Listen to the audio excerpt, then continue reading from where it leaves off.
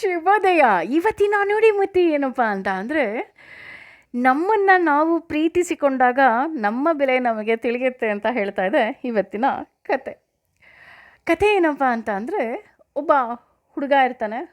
ಆ ಹುಡುಗ ಪ್ರತಿದಿನ ತನ್ನ ಪೆನ್ನನ್ನು ಕಳ್ಕೊಳ್ತಾ ಇರ್ತಾನೆ.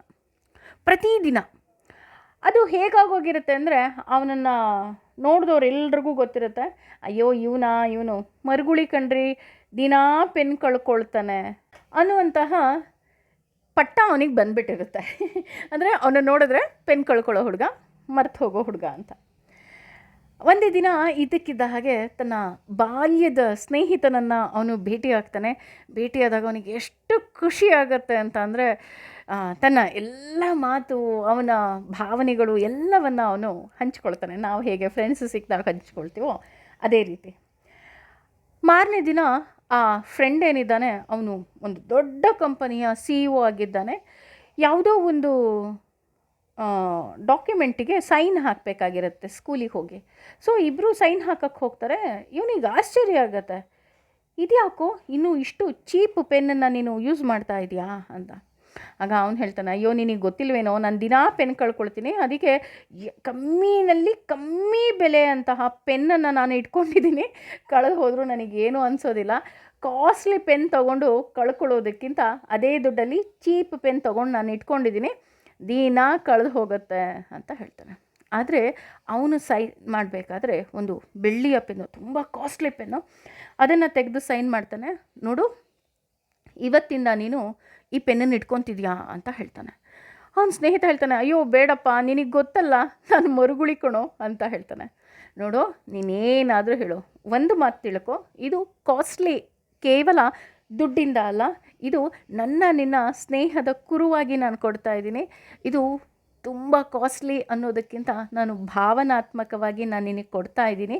ಇದು ಕೇವಲ ಪೆನ್ನಲ್ಲ, ಇದು ನಿನ್ನ ಪ್ರೀತಿಯ ಉಡುಗೊರೆ ಅಂತ ಹೇಳಿ ಆ ಪೆನ್ನನ್ನು ಅವನು ಕೊಡ್ತಾನೆ. ಏನು ಹೇಳಿದ್ರೂ ಸ್ನೇಹಿತ ಕೇಳೋದೇ ಇಲ್ಲ, ಇದು ಗಿಫ್ಟ್, ಇಟ್ಕೋಬೇಕಷ್ಟೆ ಅಂತ ಜೋರು ಮಾಡಿ ಪೆನ್ನನ್ನು ಕೊಟ್ಬಿಡ್ತಾನೆ. ಪೆನ್ನು ಕೊಟ್ಟಾದಮೇಲೆ 6 ತಿಂಗಳಾಗುತ್ತೆ. 6 ತಿಂಗಳಾದಮೇಲೆ ಅದೇ ಸ್ನೇಹಿತರು ಭೇಟಿ ಆಗ್ತಾರೆ. ಆಗ ಸ್ನೇಹಿತ ಕೇಳೋ ಮೊದಲನೇ ಮಾತು, ನೀನು ಹೇಗಿದೆಯಾ ಅಲ್ಲ, ಪೆನ್ ಕಳ್ಕೊಂಡ್ಯಾ ಅಂತ.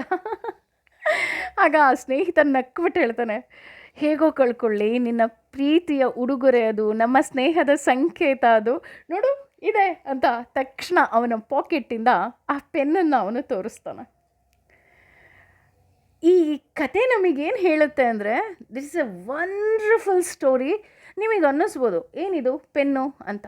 ಇಲ್ಲ, ಆ ಪ್ರತಿದಿನ ಪೆನ್ ಕಳ್ಕೊಳ್ತಾ ಇದ್ದವನು ಆ ಸ್ನೇಹಿತ ಕೊಟ್ಟಾಗ ಆ ಪೆನ್ನನ್ನು ಅವನು ಕಳ್ಕೊಳ್ಳಿಲ್ಲ. ಕಾರಣ ಏನಪ್ಪ ಅಂತ ಅಂದರೆ, ಅದು ಕೇವಲ ಕಾಸ್ಟ್ಲಿ ಅಂತ ಅಲ್ಲ, ಹಣದಿಂದ ಬೆಲೆ ಬಾಳುತ್ತೆ ಅಂತ ಅಲ್ಲ, ಅದು ಪ್ರೀತಿ ಇತ್ತು, ಅದರಲ್ಲಿ ವ್ಯಾಲ್ಯೂ ಇತ್ತು. ಹಾಗಾಗಿ ಆ ಪ್ರೀತಿಯ ಸಂಕೇತವಾಗಿ ಅವನು ಎಷ್ಟು ಜೋಪಾನ ಮಾಡಿಕೊಂಡ ಅಲ್ವಾ. ಸೊ ಈ ಕಥೆಯ ಅರ್ಥ ಏನಪ್ಪ ಅಂತ ಅಂದರೆ, ಮೊದಲು ನನ್ನನ್ನು ನಾನು ಪ್ರೀತಿಸಬೇಕು. ನೀವು ಯಾವಾಗಲೂ ಯೂಶಲಿ ಮನುಷ್ಯರ ಕಂಪ್ಲೇಂಟ್ ಏನಿರುತ್ತೆ ಅಂದರೆ, ನನಗೆ ಯಾರಿಂದನೂ ಪ್ರೀತಿ ಸಿಕ್ಕಲ್ಲ, ನೋಡು ಮಕ್ಕಳು ಪ್ರೀತಿಸಲ್ಲ, ಗಂಡ ಪ್ರೀತಿಸಲ್ಲ, ಹೆಂಡತಿ ಪ್ರೀತಿಸಲ್ಲ. ಆಲ್ವೇಸ್ ನಾವು ಕಂಪ್ಲೇಂಟ್ ಮಾಡ್ತಾ ಇರ್ತೀವಿ. ಆದರೆ ನಮಗೆ ನಾವು ಮೊದಲು ಪ್ರಶ್ನೆ ಹಾಕ್ಕೋಬೇಕು, ನೀನು ನಿನ್ನನ್ನು ಪ್ರೀತಿಸ್ತೀಯಾ ಅಂತ. ಈಗಿನ ಕಾಲದಲ್ಲಿ ತುಂಬ ಜನ ಹೇಳೋದುಂಟು, ನಮ್ಮನ್ನು ನಾವು ಪ್ರೀತಿಸೋದು ಸೆಲ್ಫಿಶ್ ಅಂತ. That is not a selfish, that is self ಇಶ್ಕ್. ಎಷ್ಟು ಚೆನ್ನಾಗಿದೆ ಅಲ್ಲ. ನನಗೂ ಇದು ಯಾರೋ ನನ್ನ ಸ್ನೇಹಿತರು ಹೇಳಿದಂತಹ ಮಾತು ಕಣ್ರಿ. ನನಗೆ ಅವತ್ತಿಂದ ಸೀರಿಯಸ್ ಆಗಿ ಸೆಲ್ಫಿಶ್ ಅಂತ ಹೇಳೋದಕ್ಕೆ ನನಗೆ ನಗು ಬರುತ್ತೆ. Because that is not selfish, that is self ಇಶ್ಕ್. ನಮ್ಮನ್ನು ನಾವು ಪ್ರೀತಿಸಬೇಕು. ನಮ್ಮನ್ನು ನಾವು ಪ್ರೀತಿಸಿದಾಗ ನಮ್ಮ ಬೆಲೆ ಜನಕ್ಕೆ ಗೊತ್ತಾಗತ್ತೆ. ಚೀಪ್ ಪೆನ್ನು ಕಳ್ಕೊಂಡೆ ಅನ್ನೋದಕ್ಕಿಂತ ಅಂದರೆ ಇದು ಆತ್ಮಬಲವನ್ನು ತೋರಿಸ್ತಾ ಇದೆ.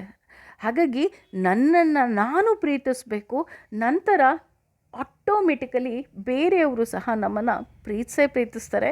ಹಾಗಾಗಿ ಮೊದಲು ನಿಮಗೆ ನೀವು ಬೆಲೆ ಕೊಟ್ಕೊಳ್ಳಿ. ಏಕೆಂದರೆ ನಾವೆಲ್ಲರೂ ಸಹ ಆ ಭಗವಂತನ ಸೃಷ್ಟಿ. ಭಗವಂತ ಸುಮ್ಮನೆ ನಮ್ಮನ್ನು ಈ ಭೂಮಿ ಮೇಲೆ ಕಳಿಸಿಲ್ಲ ಅನ್ನೋದು ಮಾತ್ರ ನೆನಪಿರಲಿ. ಹಾಗೆ ಸೆಲ್ಫ್ ಇಶ್ಕ್ ಮಾಡ್ಕೊಳ್ಳೋದನ್ನು ಮಾತ್ರ ಖಂಡಿತ ಮರಿಬೇಡಿ. ಏನು ಹೇಳ್ತೀರಾ? ಯೋಚನೆ ಮಾಡಿ. Thank you.